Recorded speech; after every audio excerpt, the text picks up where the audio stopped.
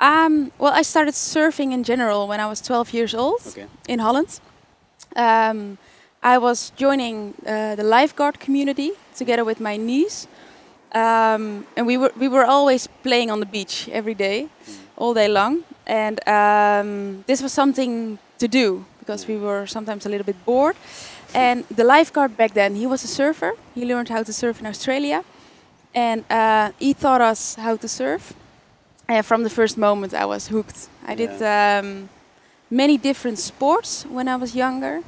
And since I started surfing, I thought, okay, this is it. This is gonna last really long. Wow. Yeah, and since then I started longboarding and shortboarding, and I did both for a really long time. And I think since 6 or 7 years, I joined longboarding more and more and more. Yeah. And now I think 95% of the time I'm only longboarding. That's all you do. Yeah. What is it about longboarding that is so appealing? What is it? I like longboarding a little bit more than shortboarding, maybe because it's really personal.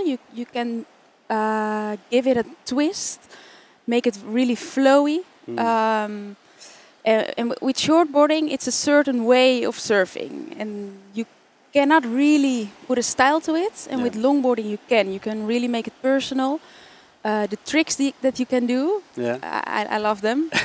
There's no better feeling than just standing with 10 toes on the top of the board, and it's a great feeling. So and also in Holland, it's just better to do longboarding because the waves are often small. Okay. They have not a lot of energy, so It's better. It's a better suit, right? It's a better fit for that kind of wave. Yeah. The longboard. Yeah, exactly. These are your own words. Longboarding is about flow and style, and you can add your own twist to it. What is your twist, Nienke? That's really difficult to say because What's it's your really style? personal. You know, you can see somebody surfing and not really describe it. So you can see Alex Nost, for example, or Joel Tudor or whatever, and you can't really put a finger on it. What makes it different? But it just looks really different, and I think that's a really beautiful thing that you can give your own style to it, but it has to come naturally. You know what I mean? So if I see a longboarder and he's pretending to be Alex Nost, you know, you're out. Doesn't work. I hate it. So it needs to come naturally, and it does if you if you surf a longboard. What is this single fin stuff? I mean, what's the difference between single fin longboarding and the rest of styles or whatever it is? With one fin on the board, I think you can surf more fluently. It's a more loose feeling, more relaxed, I think, both on a shortboard and a longboard. And with 3 fins, it's more you're cutting the wave. Do you know what I mean? And with one fin, it's more like you working together with the wave, and that's what I love. I love single fins. Like this sense of looseness, right? That you can just move freely. Exactly, and that's also a kind of metaphor for the company, but we're gonna talk about later. So I love to ride a single fin. Let's have a thought exercise. Yeah. Imagine you can only surf with one board for the rest of your life. You have to pick one. Okay. How would this board look like? How would it be? It would be a longboard, of course. How long? I think in between 9.1 and 9.3. Okay. I think it needs to be a really good all-round board, which I can use for turns, but also for classic moves and for all kind of conditions. So just an in-betweener of everything. Not a competition board, because then I would miss the classic style, but not too classic, because I still want to ride faster waves sometimes. So I would choose a board what can do a bit of everything, I guess. What riders do you admire, or what riders do you look up to, or do you, I don't know, feel inspired by right now? Well, actually, somebody who's quite close to me, Ruben Fuente. I think he's, so far as I know, the best Spanish longboarder. Okay. He just surfs very beautiful, and he taught me a lot of good longboarding stuff as well. So I admire him, and I'm really happy that we surf a lot together. And he helped me by coaching. So he videos me sometimes, and we check that later, so I can learn from it. So that's really good. Yep. And then besides that, I admire big names like CJ Nelson or Gerald Tudor. Gerald Tudor, yeah. Yeah. And what about from the past? Well, I'd like to add maybe one more. Okay. There is kind of a new group of longboarders coming up, and in California you have this Corey Colapinto. Okay. Cuca Pinto, he's called. He's fantastic longboarder. What do you like about his longboarding? I don't know. He just makes up really new things that you haven't seen before. So he's standing on a nose, backside, and he just pulls his board front side while standing on a nose, for example. So he really does new school things. So I love the combination between the old school and the new school. Yeah. If you combine that together, I really like it. Do you do any kind of physical training for the surfing? I mean, like strength training or yoga or mobility work, anything like that? Not really. Not really. Should you? No. Well, when I'm a long time in Holland, I do some things. I do sometimes mountain biking, or I do boot camp with a friend. But I think it's just better to surf as much as you can, and also to surf in a really efficient way. So I think it's better to just surf, for example, for 1 hour and really focus on one thing you want to improve, or watch videos in your free time, analyze them, and try to do that later on in your session. I think that's even more effective than so shorter sessions, but more focused on the thing you want to improve. Yeah. Okay. So when I was younger, I just surfed for 3 hours straight, didn't think of anything, and then slept in the sun. And I think if you change that and be more conscious in your surfing, I think it's really good to develop faster. Interesting. Yeah. I don't want to sound like woo-woo or new agey or anything, but some surfers take their sessions as sort of like a meditation practice, right? It makes sense, no? You're in the water, in your own thoughts. Yep. Have you ever think about this view of longboarding? Yeah, I'm quite down to earth, but I would say that I know what you mean with meditation. I think it's the feeling of being disconnected with the rest of the world, with your phone, with Facebook, with everything, and to be more connected to the more important things in the nature, in the sea. It's more pure, it's more real, I think, and I think that's really good for everybody. And also when you surf, it's just you and the wave. You know what I mean? Yep. You really have to work together, and you just can't think of anything else. It's not like I'm riding a wave and think, oh, what I'm gonna eat tonight, or you know what I mean? So you're really focused in this moment, and that's what brings you in a certain flow or whatever you would call it. I think that's what they mean when they say surfing is spiritual or meditating. That kind of speech. Yeah. Exactly. Yeah. I'm not really of that kind of speech, but I know what you mean. Makes sense. Yeah. Describe the happiest moment on a board. Do you recall like one specific session or day or anything like that? More. Yeah, wow. I remember the first time when I rode a green wave. Yeah. I still can think of that moment when I was there. It was my first trip in Zarauz, in Spain. Zarauz. But also the first really big wave, the first barrel in Indonesia, the first thing that, many first times, I think. Wow. Yeah, that I can recall. And they are fresh in in your mind, eh? Some, yeah. Yeah. Yeah. Yeah. So I have many more happy moments where I can think of, not just one. Yeah.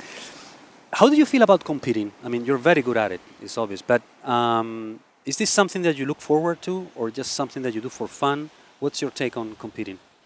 Yeah, competing is difficult. It's a whole other mentality of surfing.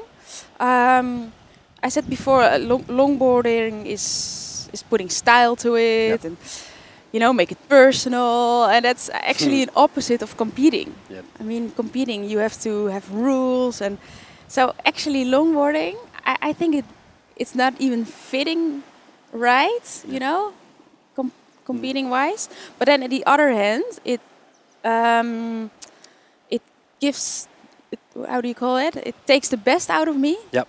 It pushes you to... It pushes me to get the very best out of me in my surfing, and I think that's what's really important for me.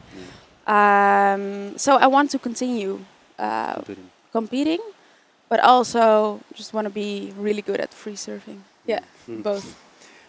What would you say, Nienke, is the biggest misconception about longboarding? Something that people think that is obviously not true about longboarding. That it's a bit dull, maybe. Maybe it's, people say, oh, it's for old men. Not you, eh? No. Just in general. Okay. And that you can't get barreled, maybe, with a longboard. But you can. Yeah. What advice would you give to that older person, maybe like 44 years old, that wants to So you call yourself old now? that wants to try longboarding and see if they like it? What would you say to these people? Now, in general, like people, somebody in his late 20s, 30s, maybe.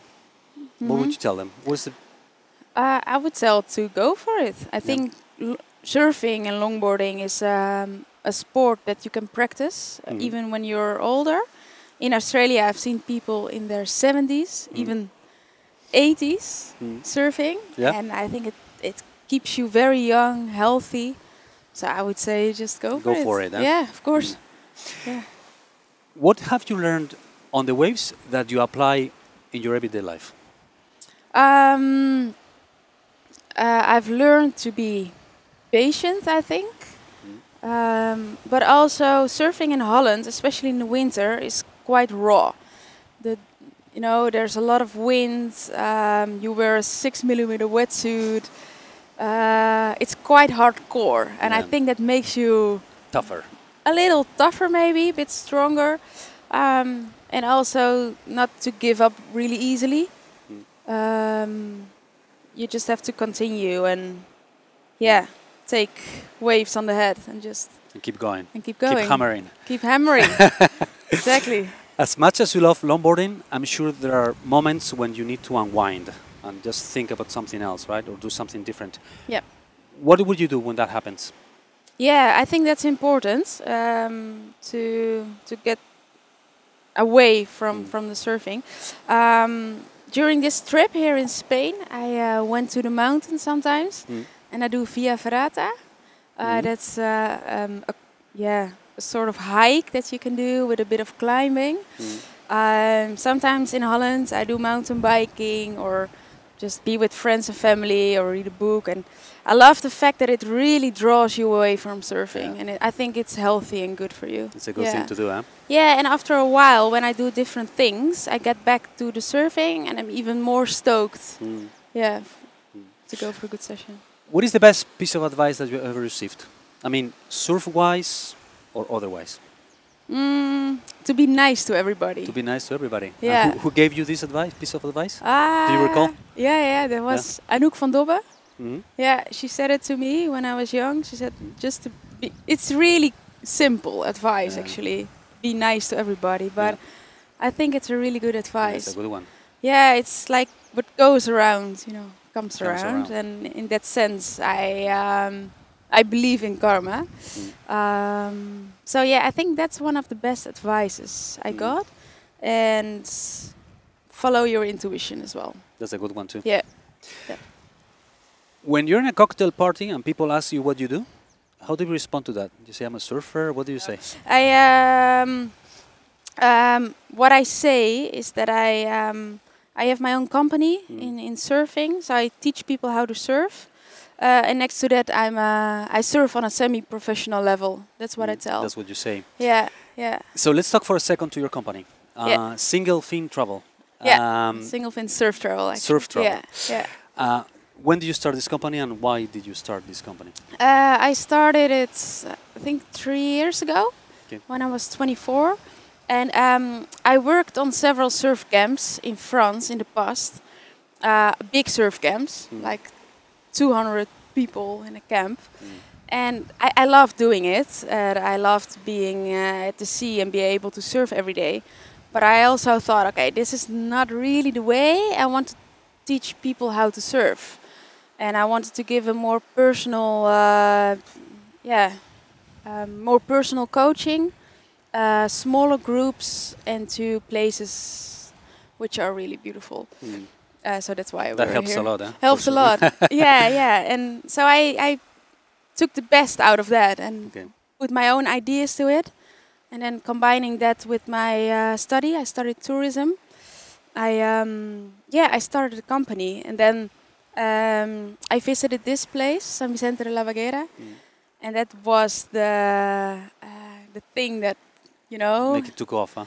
Make me took off. I saw this place. It's magical. Incredible. Magical waves. The backdrop with the snow on the mountains. It's really beautiful. And wow. Yeah, that's. Then I thought, okay, if I'm gonna start something for my own, this would be the place to take off. Yeah. Wow. And so far so good?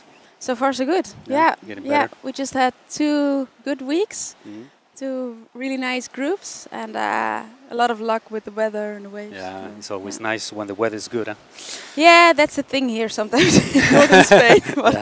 Yeah. And the very last question, Nienke, if you could pick up the phone and have a short conversation with your 18-year-old self, what would you tell this young woman? I think I would say what I told you before, just to always follow your intuition and be very close to yourself always. So not to draw yourself away from yourself. Yep.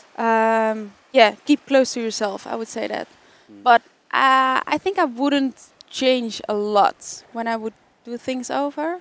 A few things, yes, of course. I think everybody has that, but not too many. So you're happy with the results. Yeah. I think I can be happy. Yeah.